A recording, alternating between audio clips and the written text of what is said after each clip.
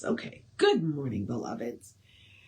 Oh, the air is heavy with anticipation today. I don't know. Like, everything's quiet and even the air is still. Like, there's no breeze, nothing. I don't know. We only have like a 30% chance of rain, but I don't know. All right, and I did not get a good night's sleep last night, so that's not helping. So if I'm a little muted today, that is why. All right, we are doing Living the Science of Mind. So let's do the housekeeping first. And all that is me reminding you that we are Creative Life Spiritual Center. The website is creativelife.org. The constant contact email is info@creativelife.org. If you will go to that, then that will get you one email a week, unless something unusual happens. We do live in hurricane country. And it tells you what's going on for the week and the month, and the hot links are hot. If it says click here now, it means it. It'll take you right to the information. It is also a blind CC, which means nobody will see your email. Nobody will get your email from us. So there's that. And the last one is simply to to ask you to hang on. Social medias. Okay. We don't monetize the social medias. We don't want to deal with the ads any more than you do. So what we ask you to do instead is to go ahead and, follow, like, and subscribe based on which platform you're on, the pages, and then share, comment, and react to the posts. So actually engage with the posts. That bumps us in the algorithms. More people see our stuff. We'd appreciate it. Thank you very much. Okay. And we are Creative Life Spiritual Center or Creative Life Spark, based depending on which platform, social media you're on. And I am the running Rev Ryan on the social medias that I am on. So if you would do that for me, that would be great. All right. Thank you very much. Let's get on with it. It's just a short one today. Literally, again, that's it. That's it. It is one mind in three.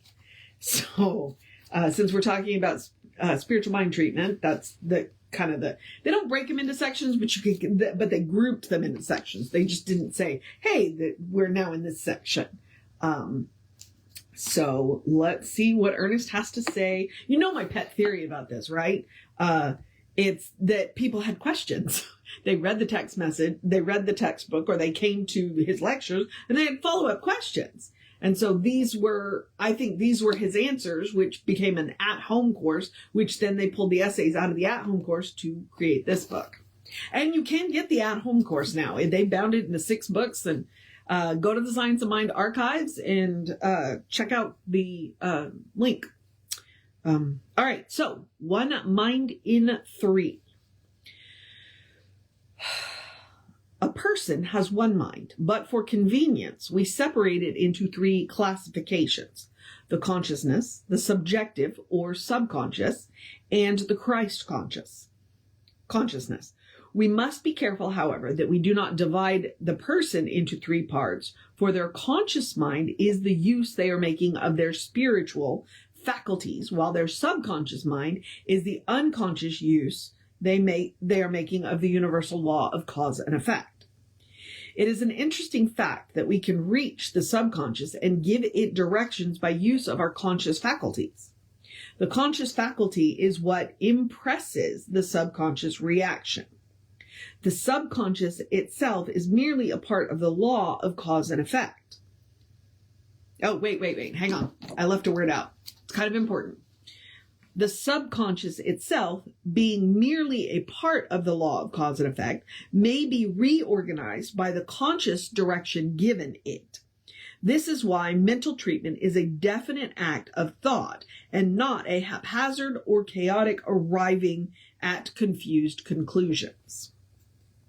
The entire theory of the control of conditions through the conscious use of thought rests upon the proposition that conscious thought activity may reorganize subjective reactions, and that the subjective reactions will return as objective situations as directed. Okay, I'm going to read that again. Hang on. The entire theory of control of conditions through the conscious use of thought rests upon the preposition that conscious thought activity may reorganize subjective reactions. Okay. And that subjective reactions will return as objective situations as directed. Okay. Conscious thought may reorganize subjective reactions. Now remember, subjective is subconscious. Okay? Kind of the most important line in the entire place. Hence, we see that spiritual mind treatment is definite. It always has a conscious purpose in mind. To believe this, to understand it, and to know how to use it enables us to rise above old situations and to create new ones. And that is it. Spiritual mind treatment is definite. It has a definite goal. It has a definite purpose. It is done definitely. It is spoken with authority. And so it is extremely important that now, and yet we have to give spirit room. So it's that when you speak your treatment, you believe that it is going to be done as you said, this or something better. So like if you're treating for if you're treating for a car, then you can't specify the VIN number, but you can say, I want a car with these qualities. Same thing with a person. If you are treating for a friend or a companion or a loved one, a relationship, you can specify the qualities, but you can't specify specific people. Okay? That's not the way it works. One, that's compelling and that's creepy. And two, just because we have an idea, spirit might have something better in mind. All we got to do is be open to the possibilities. And that's part of what treatment does, is it opens us up to the possibilities. So we speak definitely, this is what I want. And then we allow spirit to bring us, our desire. And spirit can up-level it. And that is the amazing thing about it. So, that in mind. And so that's one of the things. It's like for the ease of teaching, we break it into 3 parts, but it's really just one mind. Just like that's when we're doing it, the mind that we are using is the same mind that is going to do it. It is the mind of the divine. It's not separate. And that's one of the things we have to let go of, is the separation. So, all right. Very short, but pretty much to the point. So, one mind in 3. All right. I am now going to encourage you to have a great day, a wondrous day, a fantastic day, a magical day, an enchanted day, a wonderful day, an awesome day, an amazing day, a take care of business day, a you got this day, a let's wrap that big project up day. Maybe. Enjoy the cooler weather day. Dance in the rain if you get it day. Stay out of the thunderstorm day. Stay out of the direct sunshine between 10 and 2 day. Know that it's going to be okay in the end day. Do something silly for yourself day. Take care of yourself day. Take a break day. A good day. And if that is too much pressure, and I understand, because occasionally it is, simply have a day. You are enough, just as you are. You are a beloved expression of the divine.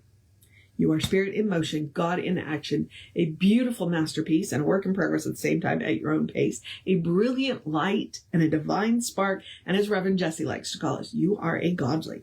Explore the truth of your being. Get to know who the divine knows you to be. Because the divine knows you to be good. It's all the divine knows.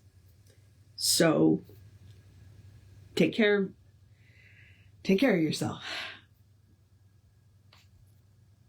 It's all the divine knows. And from there, anything is possible. Sorry, apparently I'm talking to myself about taking care of myself today. Like I said, didn't sleep well, so. All right. Okay, so I'm just simply going to remind you, Reverend David will be on around with you around 5 p.m. Today. I should be back with you around 9:15 tomorrow. I think tomorrow's is a little bit longer. Yeah, so I'll aim for 9 o'clock. Take care of yourself, know that you are loved, and I will see you next time.